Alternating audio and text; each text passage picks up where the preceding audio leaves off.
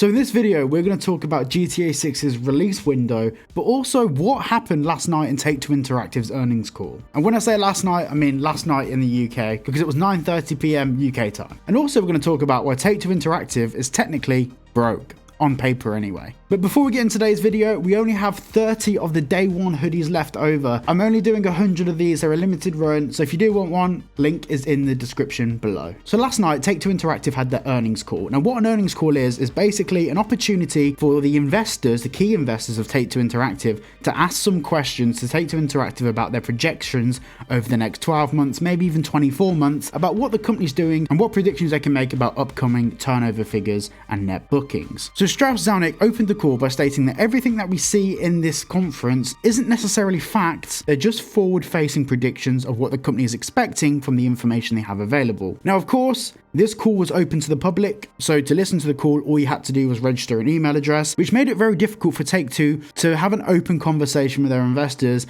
and delve into any particulars or specifics. There was a couple of instances in that call where they gave us information that could actually tell us when GTA 6 is coming out. And when I say could, I mean they pretty much did. So I'm going to go through some of the key points that happened throughout the call and give you kind of a breakdown of what those things mean and how they can be interpreted by us, the fans, and also, of course, investors. Throughout this, by the way, I'm going to keep looking at my screen, not necessarily the camera, because I've written up all of my notes. So sorry if it feels like I'm not talking to you guys. I'm just going through my notes. So Strauss opened the call by saying that last quarter they made $1.3 billion in net bookings, which was around about the same sort of figures that they predicted on making. They've emphasized since the release of the GTA 6 trailer, they've had great success with GTA Online and Red Dead Redemption, alongside making further profits with GTA Plus. Of course, the GTA 6 trailer has generated a lot more interest in the Grand Theft Auto franchise as a whole, and of course other titles from Rockstar Games such as Red Dead. Back in 2022, Rockstar purchased the development company Zynga, and they reported that they're now reducing the profitability and investing more into that business to reap benefits in the future and gain more profitability in later fiscal years, fiscal 25 and fiscal 26. But also Strauss announced that they're working on a significant cost reduction program to increase the profitability of certain franchises they own, whether that be 2K Games or other developers. Strauss also confirmed that GTA 5 and GTA Online's momentum has picked up, with GTA 5 now selling a total of 195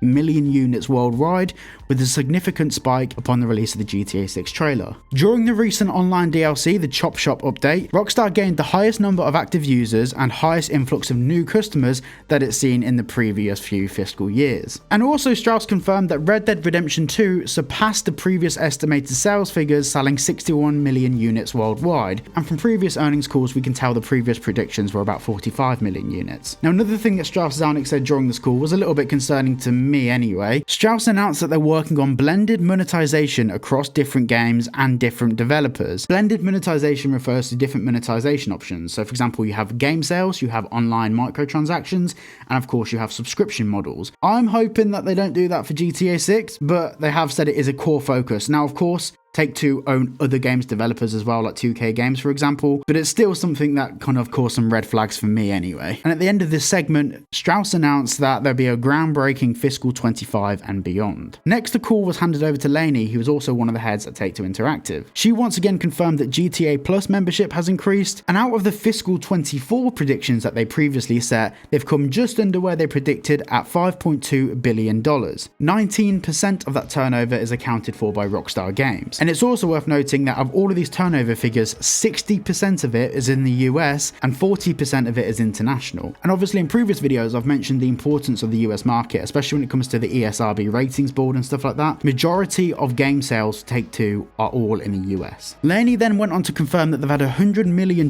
increase in operating costs, and one of the reasons is marketing. Now, Lainey didn't specify whether this was due to Rockstar Games having to increase marketing costs, and it's also very clear that Rockstar probably haven't spent a massive amount of money on marketing GTA 6 because it's already done insanely well by itself. There have been some GTA 6 ads though, and I did receive a couple of them on Instagram. But in terms of their ad budget and ad spend, we don't know, and in terms of how much is divided between Rockstar Games and other games developers, We have no idea. And the next thing that Laney said is that Take-Two Interactive have seen their highest operating costs in history. Over the past 12 months, their operational costs have been $906 million. And this wasn't stated in the call, but we can see from this graph that the highest operational cost is probably staff. I think it's very fair to assume that the acquisition of Zynga, of course, has come with a lot of additional costs. And also Rockstar Games have been on a bit of an employment run, employing a lot of developers and people in marketing roles, which I did a whole video about, which you can watch up there. Now, before we get into the most important parts of this call, fiscal 24 is April 2023 to the end of March 2024, and fiscal 25 is April 2024 to the end of March 2025. Fiscal 26 is once again April to March, 25 to 26, just so we can get an idea of the calendar here. At this point, the call got handed back to Strauss, and the investors had the opportunity to ask questions.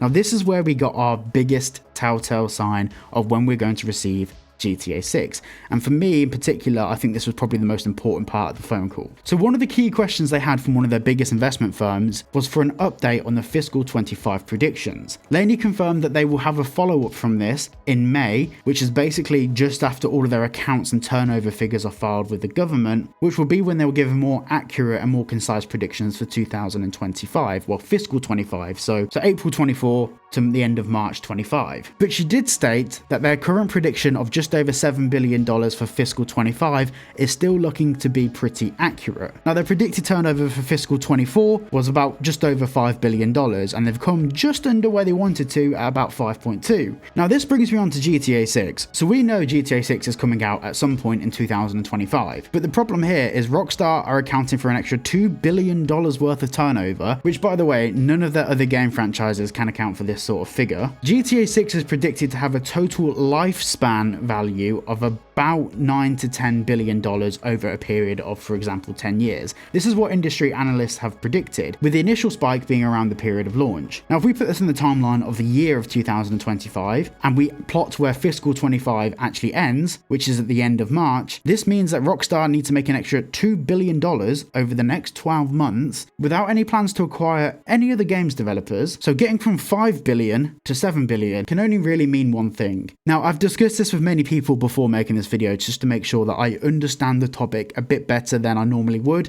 and to make sure that I wasn't feeding you guys false information. But there aren't any other games that could make around $2 billion at launch. GTA 6 is the most anticipated game in gaming history, so if they did launch it in like February or March 2025, it could generate quite easily $2 billion in the first 2 months of launch, leading to a total of $7 billion for fiscal 25. And this goes back to something that Strauss said earlier in the phone call about fiscal 25 and beyond, because that initial sales volume to get them to 7 billion, for fiscal 26, their figures should be looking more like 8, 9, 10 billion dollars worth of net bookings. Another thing worth noting, throughout this whole phone call, there was a lot of differences in percentages of like less than 1% or 1 to 2% here or there.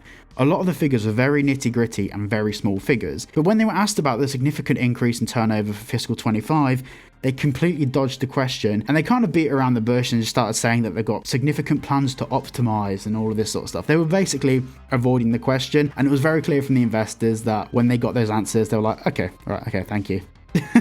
Because they knew they weren't going to get an answer. Another investor also asked, who makes the decision about when GTA 6 will be launched, and what factors are taken into consideration for the launch? Strauss answered, Rockstar are seeking perfection, and when the game is optimized, that's when it will be released. And he also clarified that the financial incentives of everyone at Take-Two is also aligned with the shareholders, and also he clarified he understands there's a benefit to getting it out early, but Rockstar errs on the side of perfection. And a lot of this talk about optimization really does make me think that the game is probably closer to the end of its development cycle, and they are going through the process of optimization for launch. Of course, we predicted this, but hearing this from the horse's mouth is a lot more valuable. And of course, there were some other questions from investors as well. Strauss emphasized the importance in the reduction of distribution costs significantly for the future releases. Now, this makes me think that will we actually get physical copies of GTA 6, or will they all be digital downloads? And if they are digital downloads, I'm not an expert on this at all. And of course, if you do know more about this, please comment down below.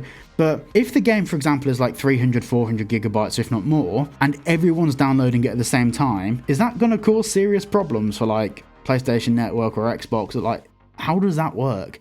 Because surely that can't be easy. Now, during this phone call, there was a dip in Take-Two Interactive share price. I don't really understand it. I'm not massively into my stocks and shares.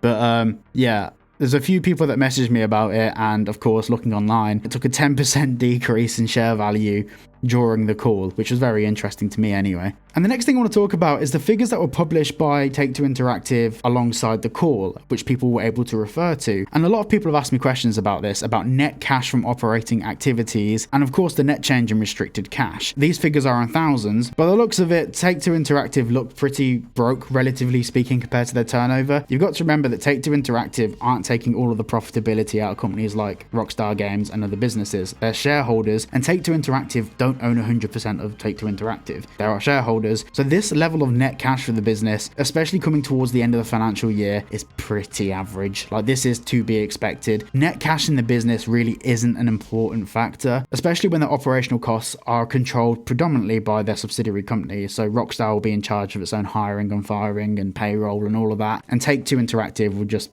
essentially be in charge of the bank accounts. So these sort of figures for Take-Two Interactive's bank account isn't really dramatically concerning, and I wouldn't really look at this and go, oh, that's a problem, because at the end of financial years, it makes sense to clear as much cash as possible out the bank and invest in as much things as possible for tax write-offs. So yeah, don't be concerned by this at all. So to conclude this video, when will we get GTA 6? Well, we know it's going to be 2025. We know that Rockstar are going to be receiving an extra $2 billion in net bookings before the end of fiscal 25, which ends here. So the most likely date we are looking at the moment is between this window. However, it's important to understand that delays happened, and Rockstar is no stranger to delays. GTA 5 was delayed by nearly a year, so we could be expecting delays. I don't think it's very likely that there will be a delay, just because the amount of pressure Rockstar's under to get this game out. But at the end of the day, if they do delay it, it's not really going to affect sales figures. And you can comment all you want how you're not going to buy it if they delay it, but you will. Of course you will. If it's delayed and the game is sick, it is what it is. So at the moment, we're looking at this period in 2025, and if it is delayed, it will probably be more like September 2025. So thank you for watching today's video. Of course, there's going to be loads of questions. I've got loads of questions, so feel free to have a discussion down below what you think is going to happen and what you think of this data that we got from the call. Thank you for watching, and I'll see you all in the next one.